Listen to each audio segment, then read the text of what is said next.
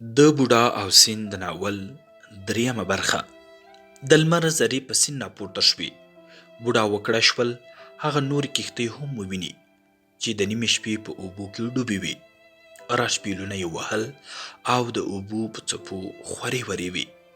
اوس نو لمر ښه ځلېدو او وړانګې یې په سیند غوړولې وې.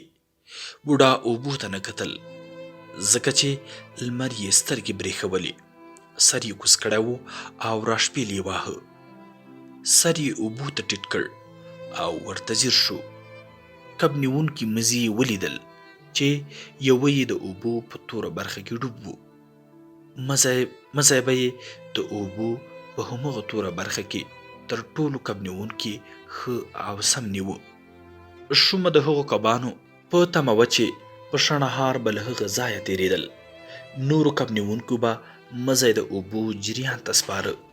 کله به یې مزی 100 متره کې و، خو دوی به فکر کاوه چې 200 متره ډوب دی.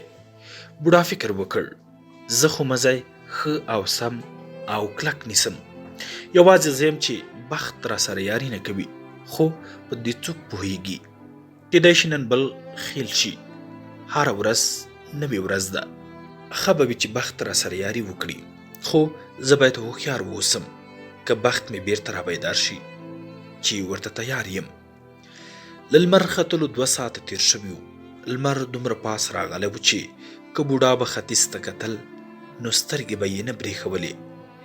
یوازې 3 کښتۍ یې تر سترګو کېدې چې هغه هم ساحل ته ډېرې نږدې وې. بوډا فکر وکړ ټول عمر زما سترګې لمر برېښولې دي، خو سترګې مې اوس هم ښې او روغې جوړې دي. د مازدیګر لمر ته ښه سم کتلی شم، بې له دې چې سترګې مې تور وخوري. مازدیګری لمر هم ښه روڼ وي، خو سهارنی لمر سړی په عذابوي. بوډا په همدې وخت کې یوه تور باښه ولید چې په اوږدو او تورو وزرونو یې د ده پر سر دوره وهله.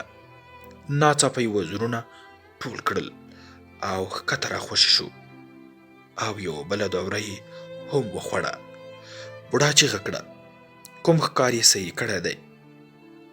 هغسې خوشې دورې نه وهي. کښتۍ په راشپیلونو ورو ورو هغه ځای ته بوتله چې باښه پرې دوره کوله. بیړه یې نه کوله او چنګکونه یې ښه سم پاس او لاندې نیولي وو، خو د اوبو جریان یې یو څه مات کړ. کښتۍ یې سمه خو یو څه تیزه کړه او د کب نیونې زور یې د باښې لپاره نه مصرفاوه.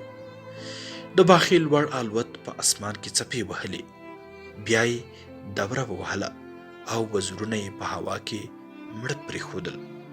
بیا یې ناڅاپه غوټه وکړه او بوډا ولید چې یو الوتونکی کب له اوبو پورته راخیز کړ او بیرته اوبو ته ډوب شو.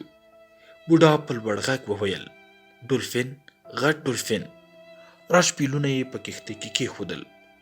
د کښتۍ له پوزې نه یې د کب نیونې په لنډه مزي راواخیست چې یوه ټوټه سیم او یو متوسط چنګک یې لرل.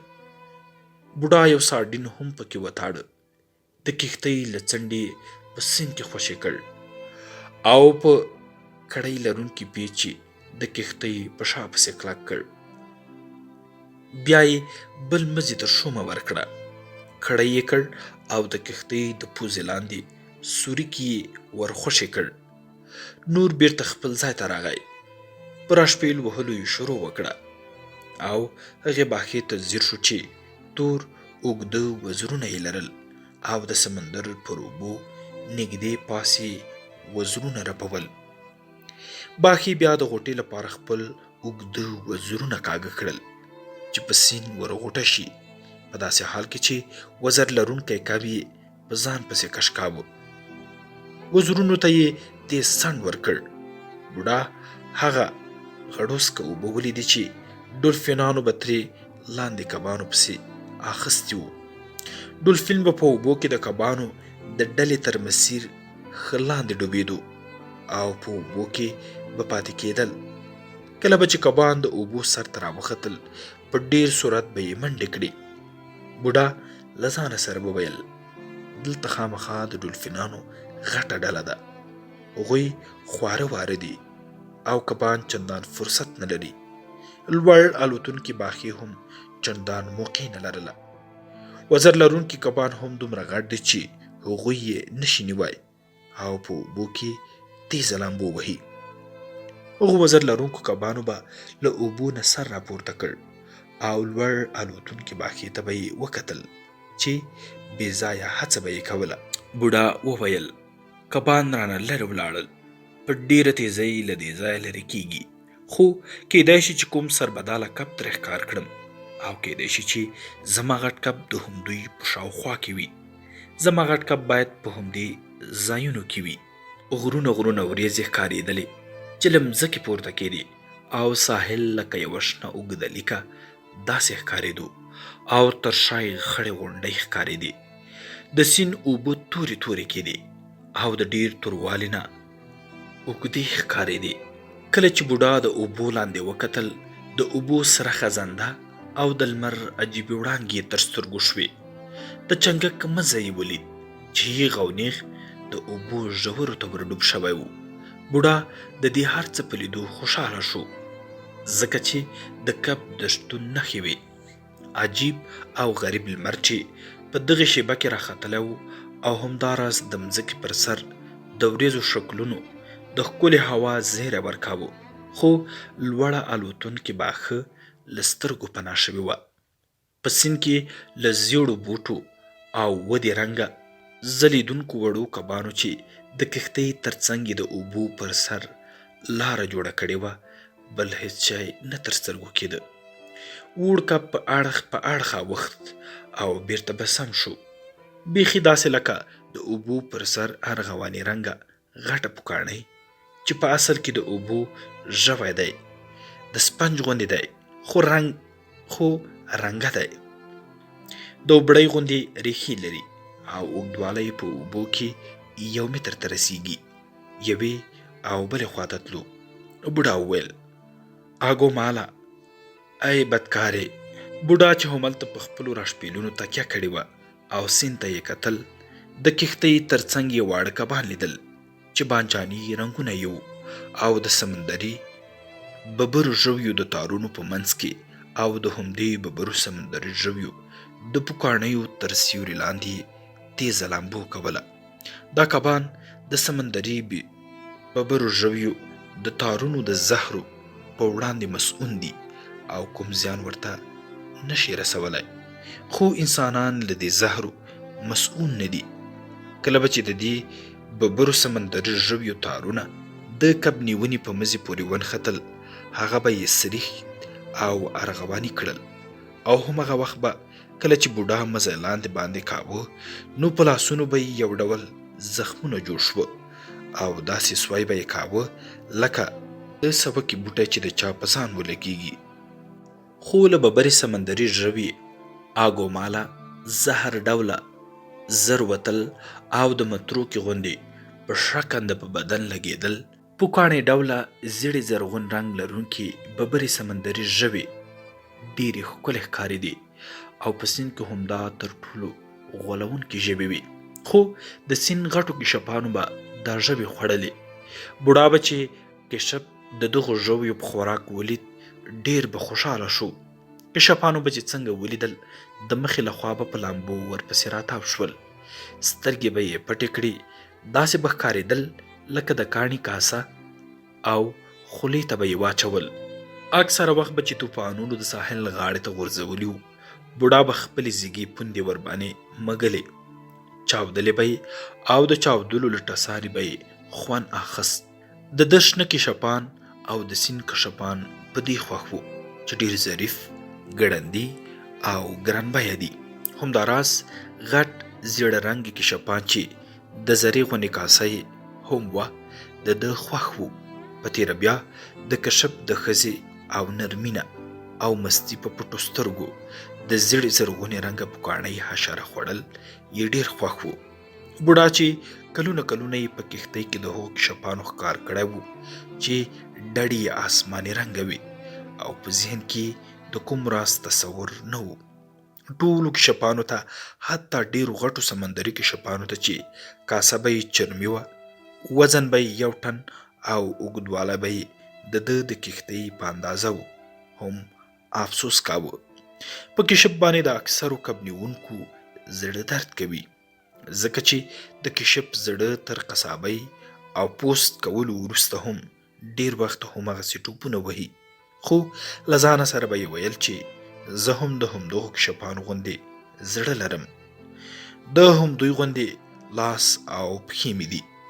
بوډا د ځان تکړه ساتلو په خاطر د هګۍ سپین خوړل.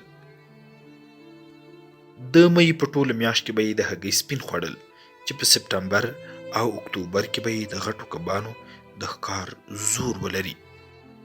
هره ورځ به یې له هغې بشکې څخه یوه پیاله د نهنګ د ځیګر غوړي هم څښل چې کب نیونکو به پکې د کښتیو سامانونه کېښودل. دا یې د دې لپاره په دې کوټه کې ایښي وو چې که د هر کب نیونکي زړه وغواړي ترې ویې څښي.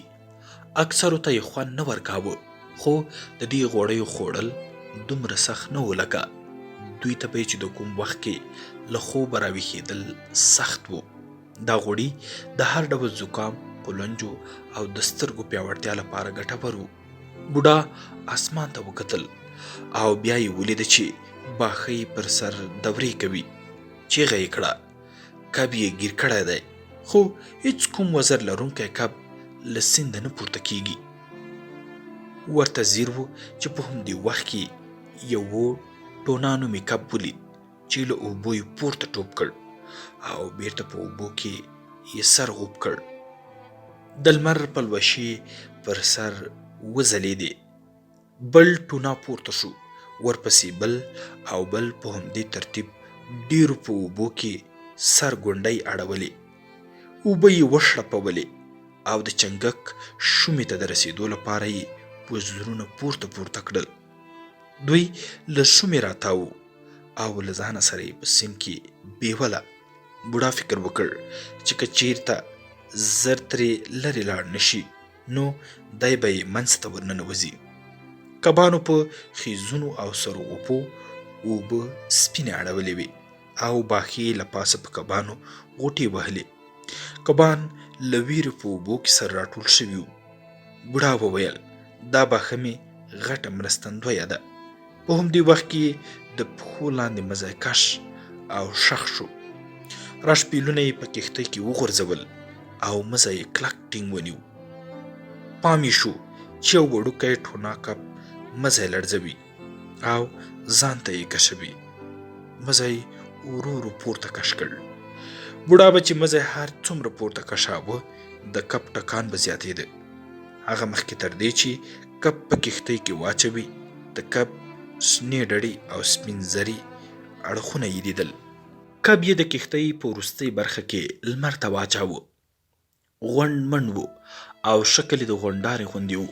ښکلي او تاوده ټوپونه یې وهل، لکۍ یې خوځوله او له ژوند سره یې خدای پاماني کوله. زیږې سترګې یې شاوخوا ته زیري کړې وې. بوډا په سر په لغته وواهه او څنډې ته یې کړ. د کب بدن لا اوس هم د کښتۍ شاته په سیوري کې رپېده. بوډا په لوړ غږ وویل دا خو الباکور کب دی، ښکلې شومه ده، 4-5 کیلو وزن لري. په یاد یې نه و چې له کومه وخته د له ځانه سره غږېدل شروع کړي دي. پخوا به چې کله یوازې و بدلې به یې ویلې. کله کله به د کب نیونې یا د آسماني ډډ لرونکي کشپ نیونې په وخت کې به په کښتۍ کې خپل ساعت ته ځیر و او بدلې به یې زمزمه کولې. داسې ښکارېده لکه له کوم وخته چې ترې هلکی تللی و، د له ځانه سره په لوړ غږ غږېدل پیل کړي وو. کله به چې دی او هلکی یو ځای د کبانو ښکار ته تله نو یوازې د اړتیا په وخت کې به یې سره خبرې کولې. هغه هم هغه وخت چې د شپې به په توپاني هوا کې راګیر شول نو له ځانه سره به یې خبرې کولې. په سیند کې بې ځایه خبرې نه کول یو فضیلت و او بوډا به هم دا خوی ستایه او دروند یې باله. خو په دغه ورځ به یې چې په زړه کې هر څه ورګرځېدل هغه به یې په لوړ غږ او په خپله خوله ویل، ځکه چې د چا مزاحمت نه کېده. بوډا وویل که نور یې واوري چې زه په لوړ غږ له ځانه سره خبرې کوم نو وای به چې لیونی دی، خو زه لیونی نه یم او پروا هم نه لرم. شتمن په خپلو کښتیو کې راډیو لري او د بیسبال لوبې خپرونه پکې اوري. فکر یې وکړ اوس د بیسبال د خپرونو وخت نه دی، اوس یوازې د یو شي وخت دی، هغه شی چې زه ورته خدای پیدا کړی یم. له دې غټې ډلې سره به نږدې چیرته کوم لوی کب وي، ما خو یوازې یو وړوکی البارکور ترې نیولی. نن هر شی د شمال خوا ته روان دي، چې دا ولې؟ البته دا به د ټولو عادت وي چې د ورځې په دې وخت کې همدې خوا ته ځي، یا به د هوا د بدلون نښه وي، نه پوهیږم. اوس یې د ساحل شنه لیکه نه لیدله او یوازې د لرې غرو څوکې یې لیدلې چې داسې ښکارېدې ګواکې په واورو پټې وي. وریځې له غرونو راچاپېروي، سیند ډېر تیاره او د لمر رڼا پکې د منشور په رنګونو ویشل کېده. بوډا په شنو اوبو کې یوازې د لمر غټ او ژور منشورونه او د کب نیونې مزي لیدل چې په اوبو کې 1500 متره ډوب شوی دی. د ټونا نومي کبان د سیند ژورو ته تللي وو. کب نیونکو به د ټونا ټولو ډولونو ته یوازې ټونا ویل او یوازې هغه وخت به یې ورته خپل ځانګړی نوم اخست چې خرڅول به یې او یا به یې د کب نیونې شومه ترې ټولوله او یا به یې د کب نیونې شومه ترې جوړوله. د لمر ګرمي زیاته شوې وه او بوډا په خپل څټ محسوسوله چې راشپیل به یې واهه نو خولې به ترې روانې وي. بوډا له ځانه سره فکر وکړ کاشکې کښتۍ په خپل حال کې مخکې ولاړه شي، زه به قرار ویده شم او مزه به د پښې په ګوتې پسې وتړم. که کب پکې ونښت نو راویښ به مې کړي، خو نن 85 ورځ ده او باید ښه کب ونیسم. په همدې وخت کې خپلو مزو ته وکتل چې د یو مزي شین لرګی په اوبو کې ډوب شوی. آها، بې غږ غوږی راشپیلونه په کښتۍ کې کېښودل، لاسونه یې ور اوږده کړل او د غټې او د شهادت ګوتې په منځ کې مزی ونیو، خو کوم دروندوالی احساس نه کړ. مزی همداسې سست په ښی لاس کې یوه شیبه ونیو. مزی بیا لږ کش شو. بوډا د دې کش کېدو په معنا پوهېده چې دا ازمېښت لپاره دی او ډېر دروند نه و. 180 متر ژور په اوبو کې یو مارلین کب لګیا و او سارډین کبان یې د چنګک له نوکې او څنډې خوړل. چنګک د کب له سره جوړ شوی و او پر سارډین پوښل شوی و. بوډا مزی قرار نیولی و او په چپ لاس یې په قرار له لرګي راخوشې کړ. د دوو ګوتو په منځ کې داسې سست ونیو چې که مارلین یې کش کړي دی مزی ور وغځوي. بوډا فکر کاوه چې دا دومره ډېر مزی راکاږي نو خامخا به غټ کب وي. ویې خوراوه کب، ګوله ویې خوره، هله ګرانه شومه وخوره، څومره تازه کبان مې درته پیلي او ته په 180 متر تیاره اوبو کې لاندې بله دوره هم ووهه او راشه شومه وخوره. مزی ورو ورو کش شو او بیا یې په زوره ټکان وخوړ. له دې معلومېده چې د کب سر سارډین دومره په اسانه له چنګکه نه بیلیږي. په جګ غږ یې وویل راځه دوره ووهه، شومه فقط بوی کړه، شومه خوندوره نه ده که څنګه؟